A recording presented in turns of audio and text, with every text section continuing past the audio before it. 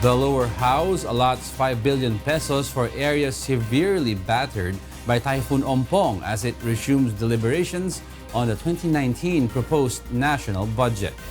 Grace Casin tells us why.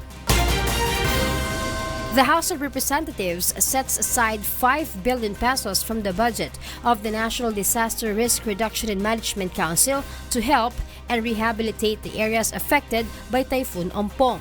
This was announced by House Majority Leader Rolando Andaya Jr. during a plenary discussion on the 2019 proposed national budget. We should remember Cagayan Valley is number 1 and number 2 in corn and rice production. The CAR is our salad bowl. Ilocos region is also an agricultural powerhouse. The lower house also convenes as a committee of the whole during the plenary discussion after House leaders discover 51.7 billion pesos worth of allegedly misplaced fund distributed to several congressional districts. Andaya was elected as chairman of the committee that approved and would now take jurisdiction of the House Bill 8169 or the 2019 General Appropriations Bill, putting aside the House Committee on Appropriations chaired by Congressman Carlo Nograles. They presented and approved an amended committee report which seeks to distribute 51.7 billion pesos to projects and regions. The committee also realigned 6 billion pesos fund to DOH, 3 billion to DepEd, 1 billion to state colleges and universities, 5 billion pesos to Department of Agriculture, and 5 billion pesos to the NDRRMC.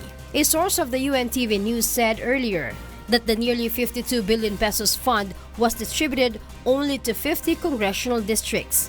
When we spot errors in the course of our review, we serve the President's cause and the people's interest if we correct those. We betray their trust if we remain silent. Congressman Andaya is expected to sponsor the proposed budget on the floor on Wednesday. Grace Casin, UNTV News and Rescue, House of Representatives.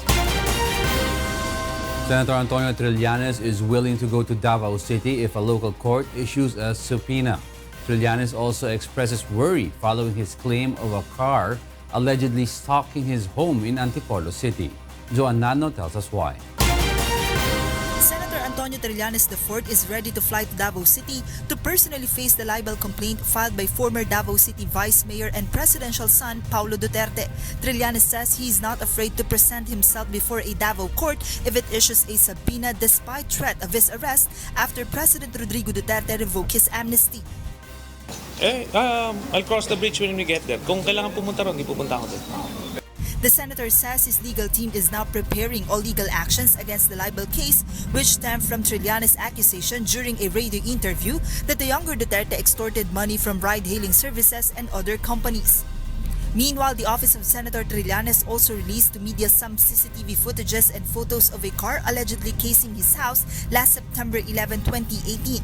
In another video, the driver of the car was seen rolling down his window and stairs at the senator's house. Nung sinata ng mga nagbabantay doon sa bahay namin, ay kumaripas ng takbo. Tapos yung nakita niyong CCTV footage nung pagpasok, yun, kinuha namin yung pagpasok. Hindi siya nagbigay ng identification. Talagang highly suspicious. Trillanes claims they have already identified the owner of the said vehicle after checking its plate number. But according to presidential spokesperson Harry Roque, Trillanes is just overthinking. First, it's drama. Now it appears to be paranoia. I think it's very clear the President has left the matter to the RTC of Makati, and so has the Supreme Court. Joan Nano, UNTV News and Rescue, Senate of the Philippines. Malacañang is unfazed by a pending testimony of a supposed Marawi sultan against the government's alleged abuses before the International People's Tribunal in Belgium on September 18 to 19. The International People's Tribunal is a global court composed of European Association of Lawyers for Democracy, IBON International, World Human Rights International Coalition for Human Rights in the Philippines, and others. Human rights group Karapatan earlier disclosed that a certain Sultan Hamidullah Attar of Marawi City would testify on the alleged human rights violations committed by the government during the Marawi siege last year, as well as martial law in Mindanao. Presidential spokesperson Harry Roque says these proceedings are not official and that the latest complaint is not a cause for concern for the government. Roque also adds that he does not know the person claiming to be the supposed sultan of Marawi. That's not an official proceeding. That's a propaganda proceedings by the left. A former police officer who allegedly knows about Senator Laila de Lima's involvement in the illegal drug trading in the National Penitentiary testifies during a hearing at the Muntinlupa Regional Trial Court. However, de Lima's camp cast doubt on the witness's testimony. May Bermudez tells us why. Former Police Superintendent Jerry Valiroso took the witness stand for the prosecution this morning during a hearing in Muntinlupa Regional Trial Court Branch 206 on the drug case of Senator Laila de Lima. Valiroso allegedly holds information on the said conspiracy between de Lima and several policemen to slip illegal drugs in the new Bilibid prisons. Valiroso recounted how he was introduced to Bilibid inmates JB Sebastian and Herbert Colanco and confirmed the said participation of then Justice Secretary Laila de Lima in the entry of drugs in the National Penitentiary. However, de Lima's camp casts doubt on Valiroso's testimony. Pangalawa, nung nag-testify siya, sabi niya, pinakilala siya kay JB Sebastian, kay Herbert Colanco at sa Bilibid 19. Pero nung pre-examine, bigla niya sinabi, hindi siya pinakilala kay Herbert Colanco. Nagulat na lang kami ganun sa kanya. The lady senator's legal counsel also believes there are inconsistencies in the statement of the former police official. Yung 65 million, sabi niya, nakita niya sa bahay sa kubol ni Sam Bichuma. Pero yung 2016, sinabi niya na hindi niya nakita yung 65 million. Sinabi lang niya na nabanggit lang daw ni Nino Arellio. Okay. So, clearly, ang mga to highlights yung pagiging perjured witness. Senator de Lima attended the hearing earlier where she shared in a message to the media her belief that justice will be served.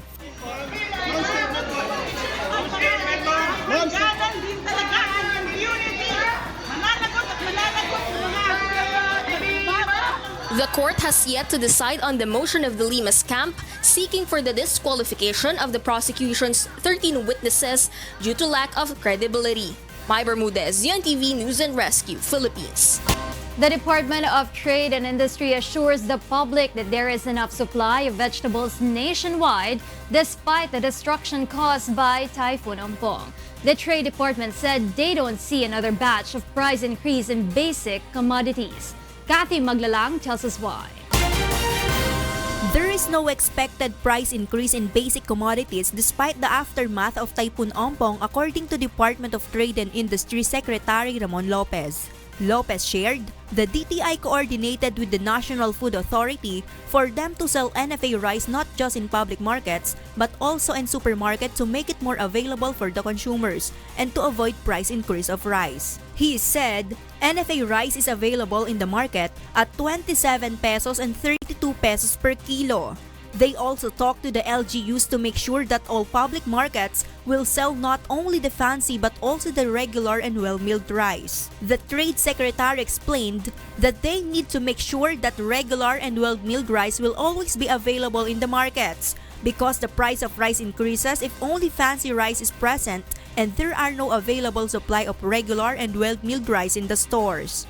Lopez confirmed that the DTI also implements a price control or price freeze in typhoon-affected areas such as in Cagayan and Cordillera Administrative Region, which are now under state of calamity. Kunwari, nabawasan ng mga naapektuhan yung mga gulay doon sa Region 1. Ang commitment po namin, magdala pa ng maraming gulay. This time, dating Region 1 ang nag-e-export sa ibang probinsya. Ngayon, sila po ang dadalhan ng gulay para hindi ho tumaas ang presyo ng gulay. Pero nationwide ho, ayos naman po ang ating supply ng gulay. According to Lopez, some vegetables are being sold cheaper in supermarkets than in public markets, such as the sayote and beans. He said sayote can be bought at 90 pesos in the market and 55 pesos in the supermarket. The price of beans is 120 pesos in the market and 88 pesos in the supermarket. The secretary urges the public to be price conscious. Look for stores selling cheaper goods and consume products which are lesser in price to save money. Kathy Maglalang, UNTV News and Rescue, Quezon City. Malacañang remains confident that the Philippine peso currency will recover against the US dollar in time for the holiday season. This is after a report projecting peso to reach up to 58 pesos for every US dollar due to wider trade in goods shortage next year because of the infrastructure program of the Duterte administration. President Rodrigo Duterte has alluded to end all mining operations within his term on the heels of deadly landslides in Benguet during the onslaught of Typhoon Ompong. Rosalie Cos tells us why. The government has suspended for an indefinite period the operation of small-scale mining industries in the entire Cordillera Administrative Region. This is following fatal landslides that hit Itogon, Benguet during Typhoon Ompong's onslaught, which claimed scores of human lives. President Rodrigo Duterte said he wants to end mining operations within his term. However, the Congress must repeal the law that allows mining. We have to, if we cannot end mining because there's a law, and to end mining, it is Congress who will have to abrogate the law. I think that we would need a respite period of inactivity dyan sa soil and even the watershed. When asked if Duterte will push for the abrogation of the mining law, presidential spokesperson Harry Roque says the president has insinuated, but there is no assurance as to when will this happen. The president has insinuated already yesterday. But of course, it's, as I said, a delicate balance between the economics of mining and the police power of the state to protect the lives and the environment of the state. While all small-scale mining operations in Cordillera are suspended, Malacañang says the local government and the concerned government agencies must use the opportunity to rehabilitate areas affected by the mining operations. Rosa Licoz, UNTV News and Rescue, Malacañang. It's business as usual for many residents in Davao City after Typhoon Ompong pummeled Ilocos Norte. And amid recovery efforts from Ompong's devastating outcome, the local government also begins preparing for possible heavy rains in the coming days. Victor Cosara will tell us why. The family of Aurelia Almares is just one of the more than 4,000 families affected by the onslaught of Typhoon Ompong in Ilocos Norte. Their crops were destroyed, but she is thankful to God for keeping her family safe.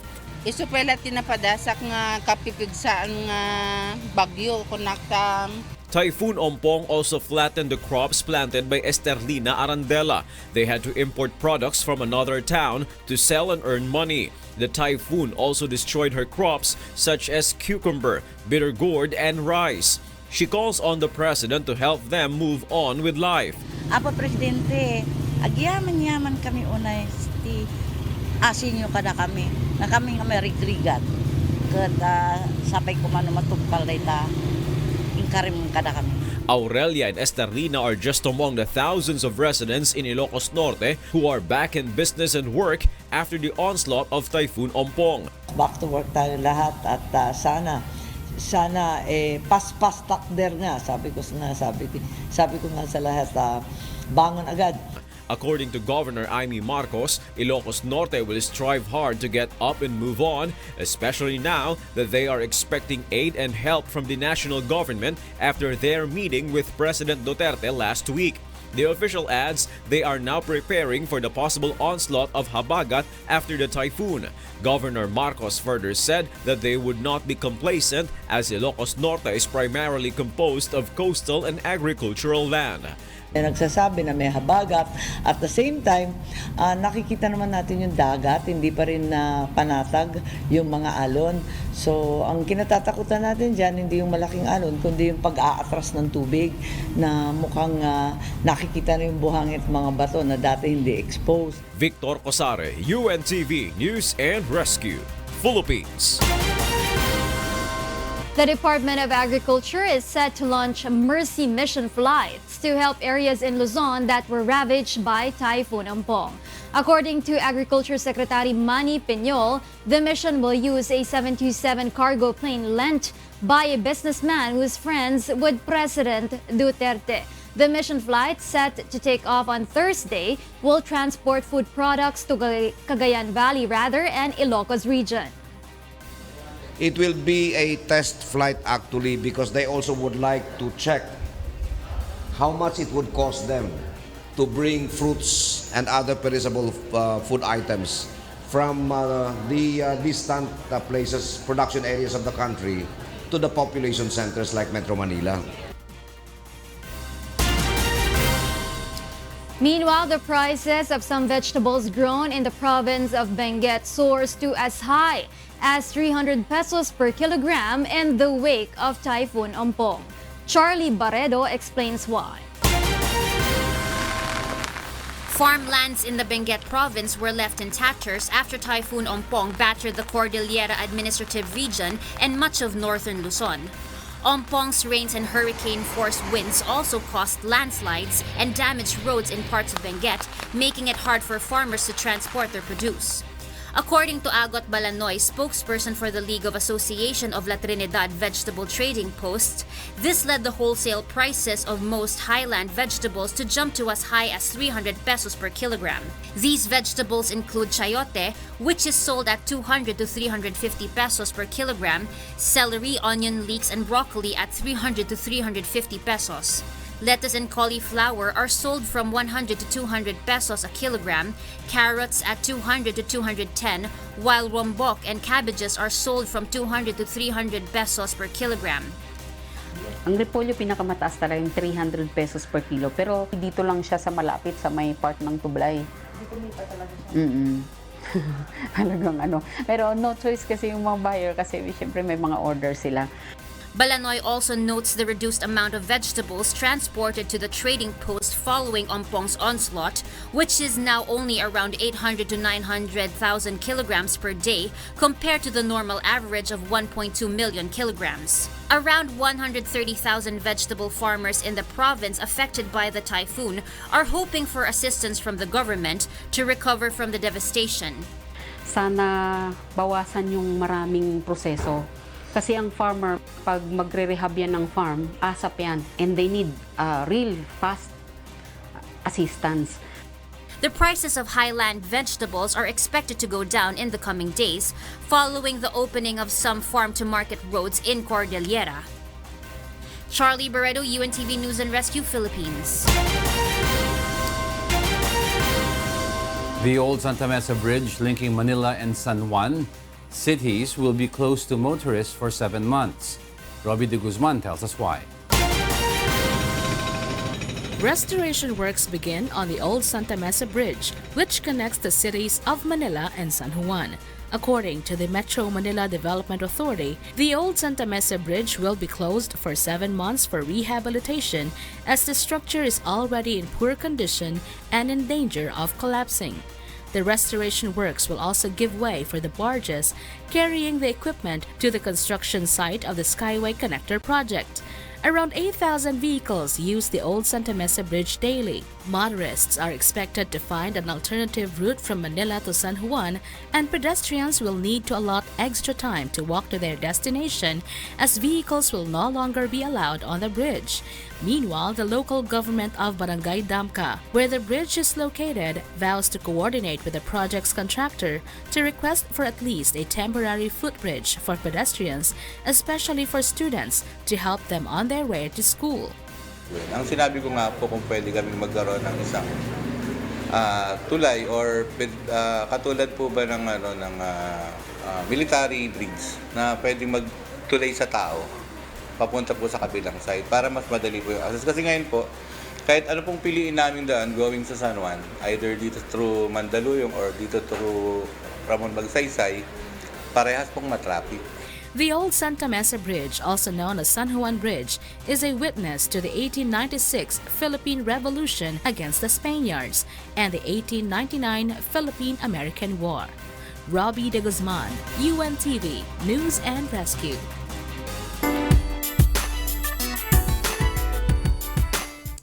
Davao City proves it has more to offer than sights and food when Wish 1075 goes to the city for Wishcovery Season 2 auditions. Leslie Longbowen explains why.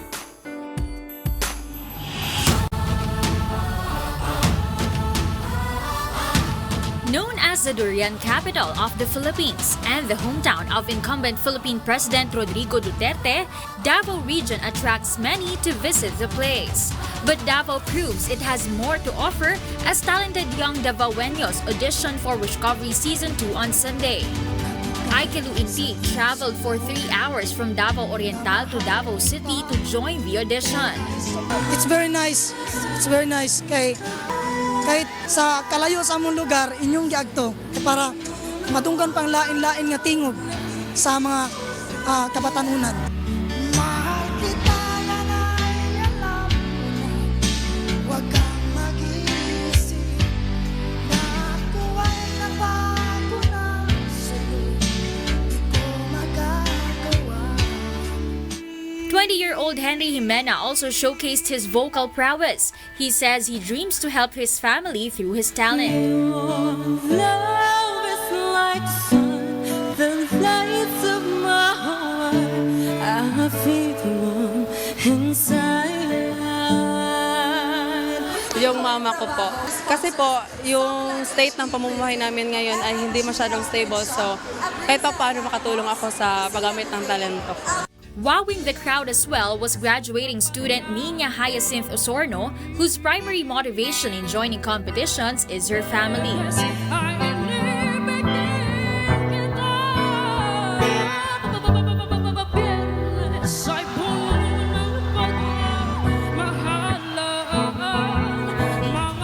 Meanwhile, the next Wishcovery audition will be held tomorrow, September 19, at Marquee Mall in Angeles City, Pampanga.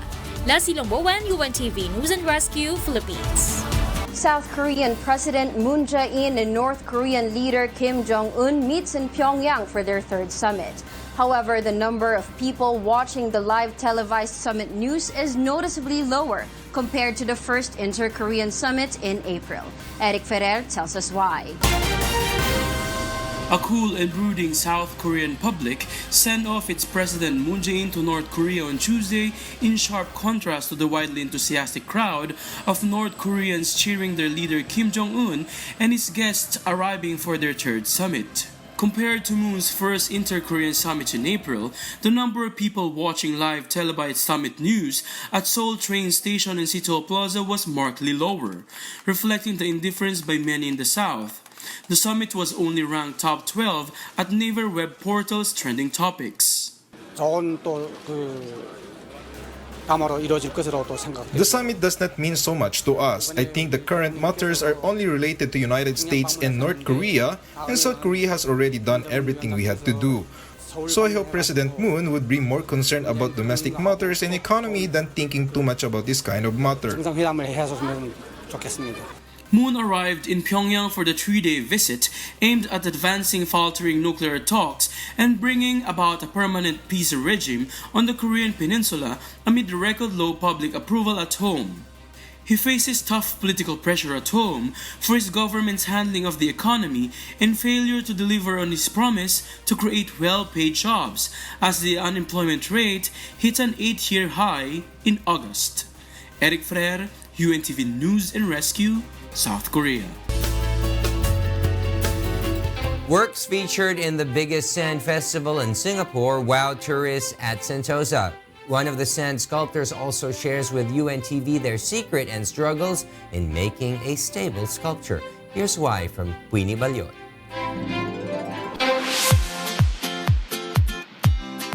Bringing the sand sculpture culture in Southeast Asia is the life goal of the 43-year-old Singaporean sculptor Drew Hang Tan, in which he finds himself doing more and bigger for the sake of sand for 21 years in his career.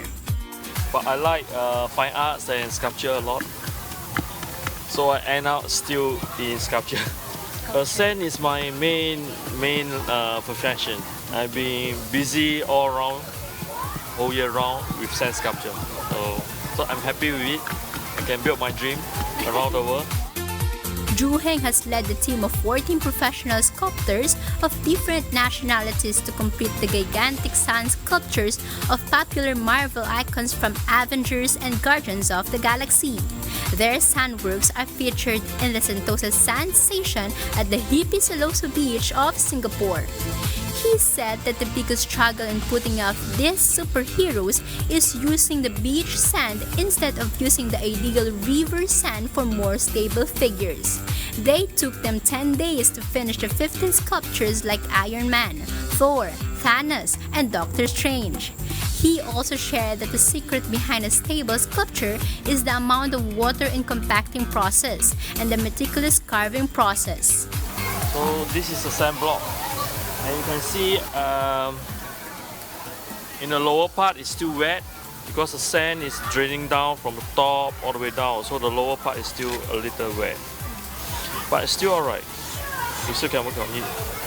So we're gonna make a UNTV logo. So I'll start with this one.